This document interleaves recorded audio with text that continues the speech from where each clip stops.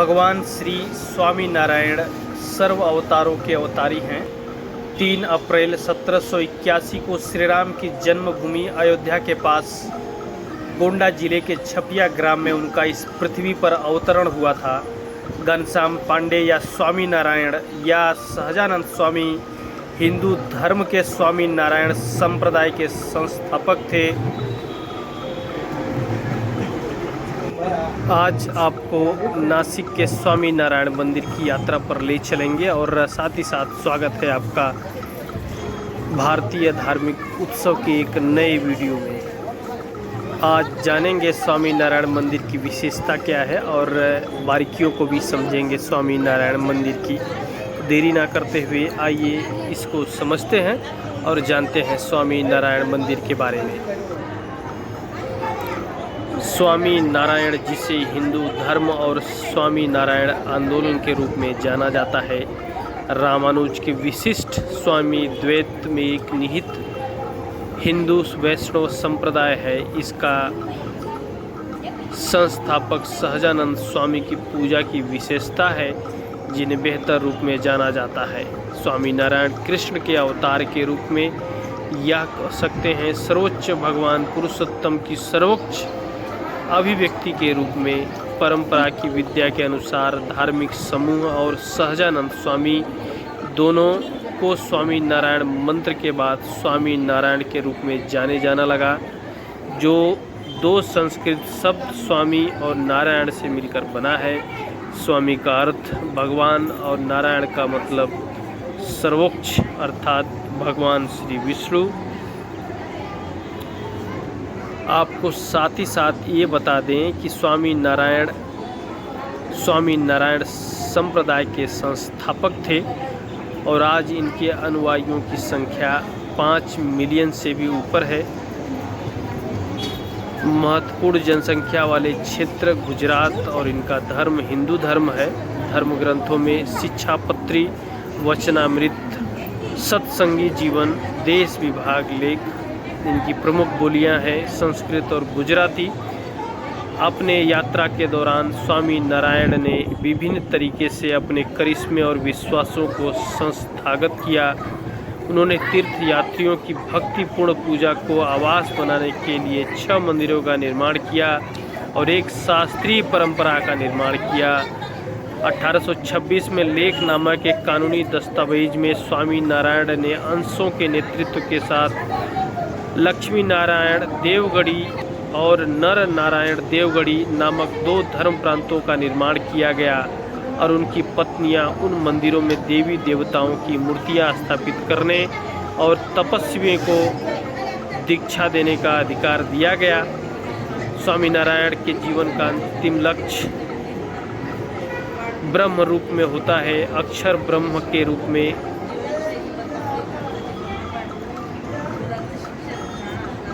जिसमें जीव माया और संसार से मुक्त हो जाता है और अंततः आनंद का आनंद प्राप्त करता है। आवेदक साध्य भक्ति भगवान की निरंतर और शुद्ध भक्ति करता है, जबकि रामानुज के विशिष्ट अद्वैत से संबंधित, जिसके लिए उन्होंने अपनी आत्मीयता बताई, और वल्लभ के पुष्टि मार्ग के भक्ति तत्वों को शामिल करते हुए सहजानंद स्वामी नारायण ने शास्त्रीय हिंदू की अपनी विशिष्ट व्याख्या दी। ग्रंथ जैसा कि विशिष्टाद्वैत में भगवान और जीव हमेशा अलग होते हैं, लेकिन परम ब्रह्म और अक्षर ब्रह्म के बीच 2 अलग अलग धारणा वास्तविकताओं के रूप में अंतर किया जाता है।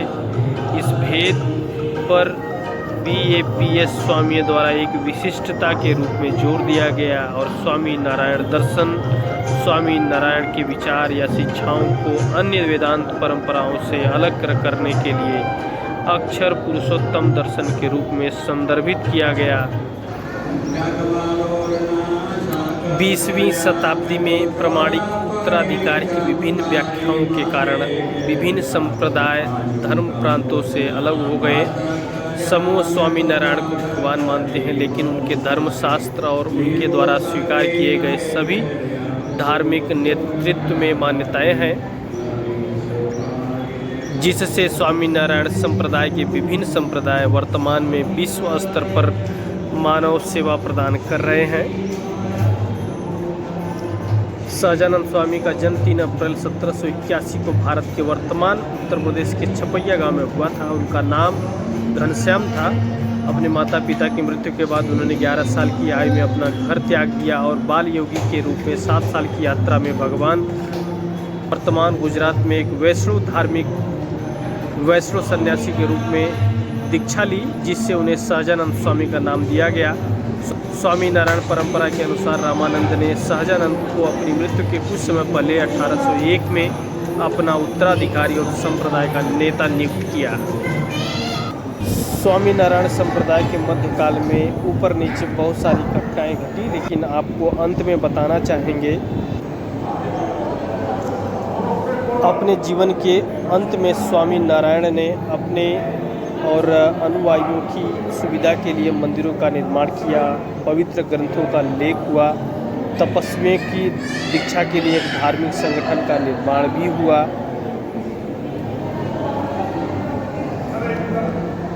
और पूजा उपासना के स्थान प्रदान करने के लिए संप्रदाय की मंदिर परंपरा की स्थापना हुई। उन्होंने इसके साथ और सारे बहुत काम किए ताकि उनके अनुयायियों में कोई भी मतभेद ना रहे। स्वामी नारायण ने मंदिरों में कृष्ण के विभिन्न रूपों की मूर्तियां स्थापित की। उदाहरण के लिए इनमें से प्रत्येक मंदिर के केंद्रीय मंदिरों में भगवान और उनके आदर्श भक्त के प्रतिनिधित्व को उजागर करने के लिए विष्णु की मूर्ति को उनकी पत्नी लक्ष्मी के साथ स्थापित किया गया और कृष्ण की मूर्ति को उनकी पत्नी राधा के साथ स्थापित किया गया। उन्होंने वड़ताल के मंदिर में ही हरि कृष्ण के रूप में अपनी छवि स्थापित की। भगवान और उनके आदर्श भक्त की मूर्तियां स्थापित करने की परंपरा शुरू की ताकि उनके अनुयायियों को मोक्ष की खोज में मदद मिल सके। 1 जून 1830 को स्वामी नारायण की मृत्यु हो गई, लेकिन संप्रदाय का विकास जारी रहा। ब्रिटिश अधिकारियों ने 1872 से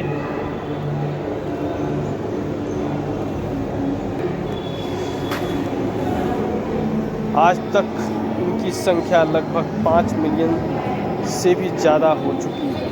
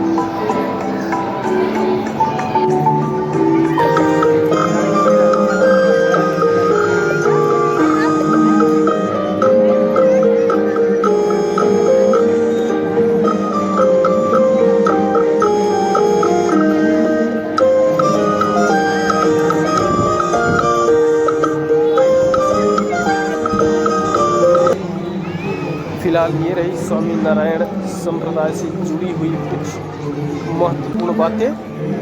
तो आगे फिर मिलेंगे एक नए मंदिर की यात्रा को लेकर। तब तक के लिए धन्यवाद। कमेंट में बताएं कि वीडियो कैसा लगा आपको। अगर अच्छा लगा तो लाइक शेयर और सब्सक्राइब कीजिए। धन्यवाद।